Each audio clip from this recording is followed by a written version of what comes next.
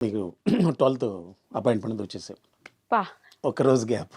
ఆ, నేను ఒక వారం రోజుల ఒక వారం గ్యాప్ ఇస్తారు కావాలా ఆ. అన్నయ్య ఆర్ట్ వేసుకొని పోదాం అనుకున్నా. ఆహా, మీరు బొమ్మలు కూడా గీస్తారు. Specialist specialist in art. Okay. Excellent. అన్నయ్య నా ఆర్ట్లు చూసి చేత్తో వేసావు లేకపోతే ఏంది అని అన్నాడు. ఆర్ట్ వేసుకొని పోదాం అని అనుకున్నా. అంటే మళ్ళీ వెంటనే పిలిచాడు. ఆర్ట్ వేయడానికి కనీసం 5-6 రోజులు పట్టుద్ది. ఉమ్, ఇంకా అట్లా వచ్చింది నాకు పిలుపు అన్నయ్య కాడి నుంచి. అలా వచ్చింది. ఆ, సడన్ గా ఎలా చిరంజీవి గారి ముందు మీరున్నారు, ఉమ్. ఆ నిమిషం పడిపోతారు అనే ఆలోచన ఏమైనా వచ్చిందా? ఇంక నేను కళ్ళిరి పడిపోతాను, అయిపోయింది జీవితానికి ఇంకా, అలాంటి ఆలోచన ఏమైనా ఉండిందా? నాకు మేము అన్నయ్య దగ్గరికి ఎంటర్ కాగానే ఒక స్వర్గంలోకి పోయినట్టు ఉంది. ఉమ్, అంతే. ఆ గేటే స్వర్గంలాగా ఉంది. గేటే స్వర్గం. గేటే స్వర్గంలాగా ఉంది. అటు ఎంటర్ అవుతుంటే ఒక స్వర్గంలోకి పోతున్నట్టుంది. ఆ పోయినప్పుడే మాకు 3:30కి వెళ్ళాం మేడం లోపలికి.